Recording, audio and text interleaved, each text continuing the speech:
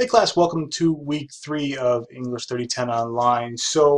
Week 3, as you'll see, if you look at the syllabus schedule, it's kind of a transition period. So we're moving away from project 1, which you just submitted a rough draft for, towards project 2, which is what we're going to be now focusing our attention on. And what you'll see is that these two things blend together really well.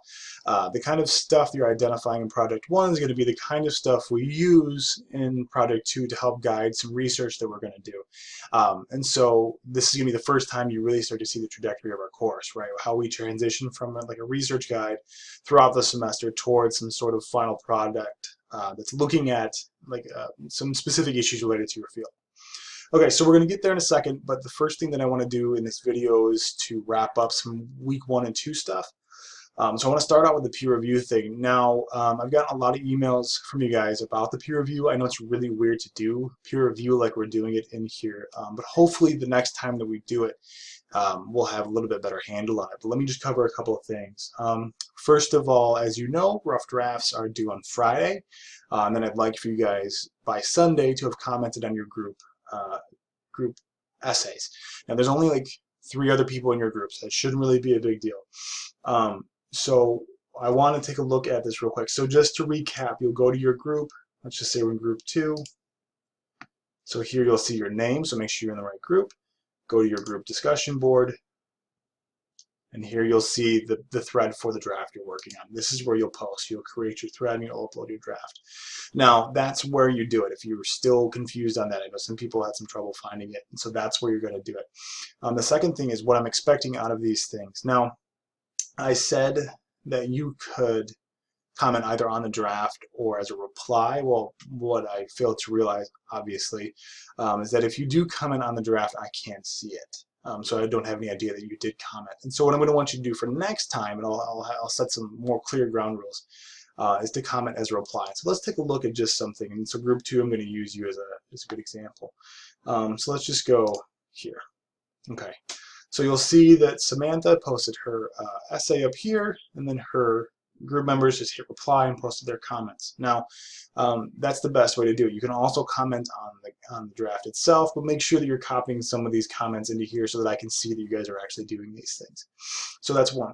2, what I want to talk about is the actual content of your replies. Now, I don't want these to just be, hey, great job. That's fantastic, but it's not really useful for your authors. So I want to take a look at a couple of these things right here. So Nestine and Consuelo, I think you guys did a good job of the kind of feedback that I'm looking for.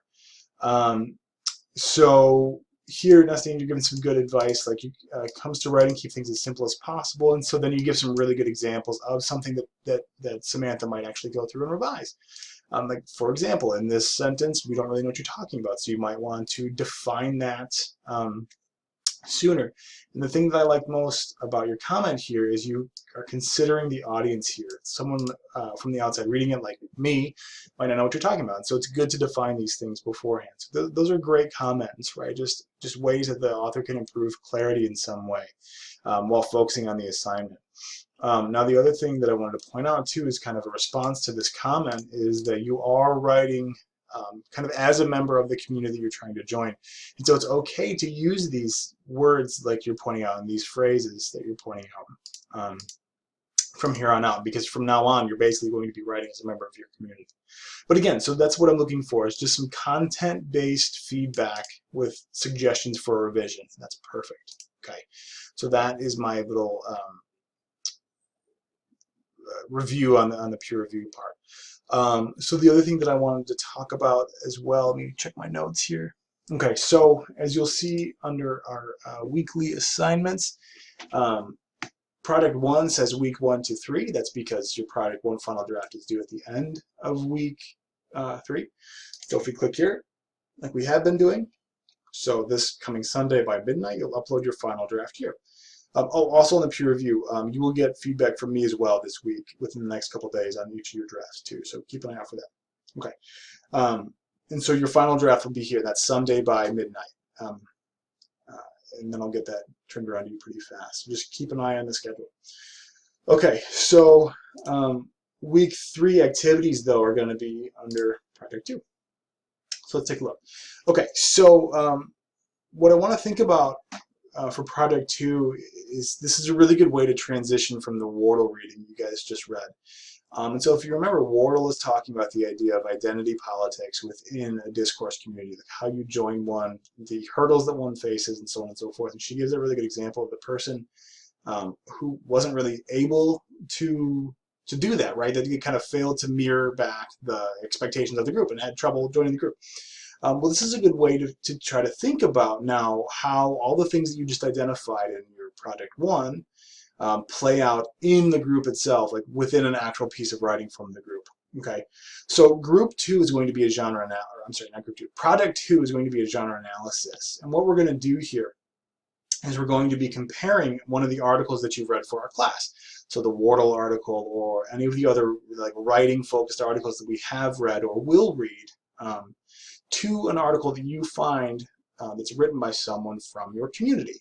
Okay, so you're going to do some research. This is kind of our first step into doing real research, and you're going to find an article written by an expert of your community. You're going to compare the way these two articles work.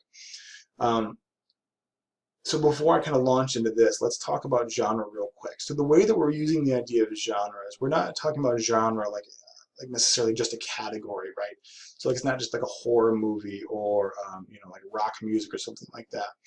And so if you guys took 1020, you're probably familiar with this already.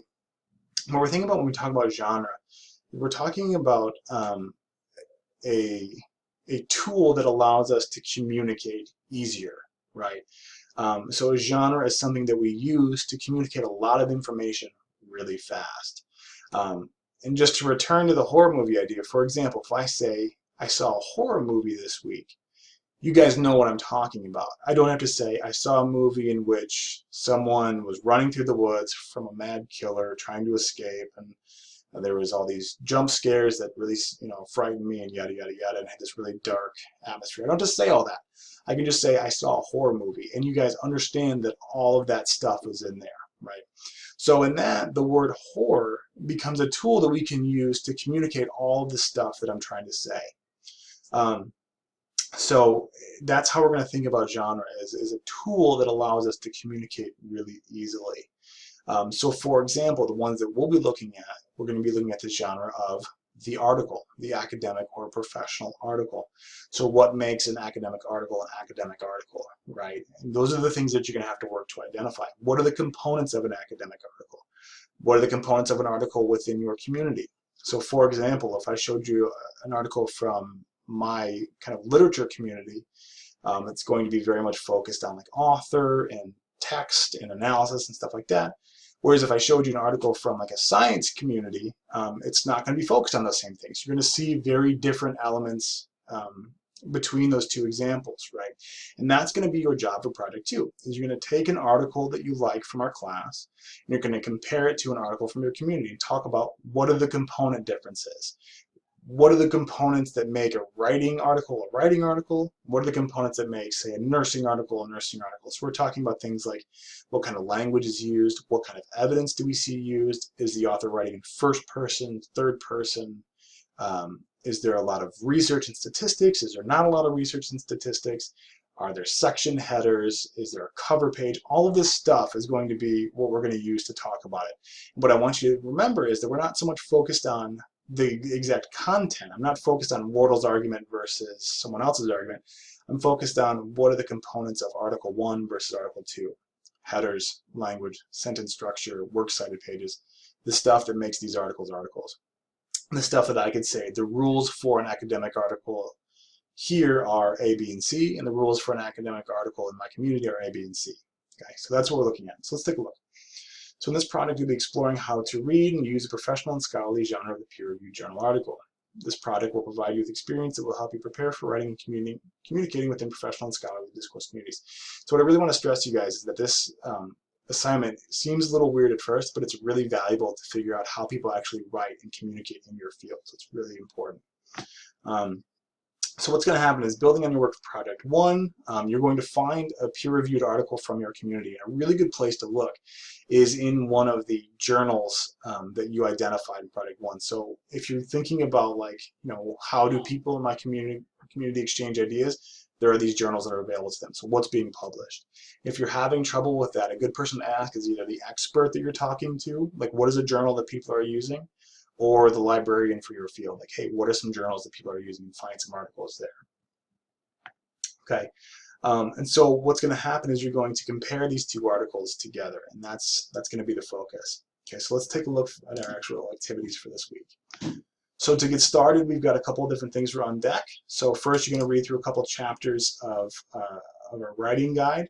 Now, this is going to help you kind of figure out the best way to conduct research of this kind, like how to go into the library and how to do this kind of work and how to look for scholarly articles and how to evaluate them, like what makes a scholarly article versus what makes a popular article, like something from Time magazine. Because you're going to want to look for a scholarly one because the popular ones are not really going to be appropriate. Okay. And then the other thing that we're going to do is you're going to pick one of these. Okay, so you don't have to read all of these, just read one. So the Bawarshi and Reeve, the Harris, or the Miller. And you could use any of these or the Wardle or whatever for your project too. And then also you're going to find at least one article from your community. Okay, so that's going to be our focus. So let's take a look. So Wednesday, you should watch this video by then, although I don't know why I would tell you to watch the video in the video. That's weird. And the chapters. By Friday, you should have read one of these articles, and you should have found one article from your community. So then by Sunday, what I'm going to ask you to do is for your second blog of the semester, you're going to post a summary of both. A summary of the article that you chose and a summary of the article that you found through your research. Also, make sure by Sunday by midnight you're uploading your final draft of Project 1. And email me if you guys have any questions. See you.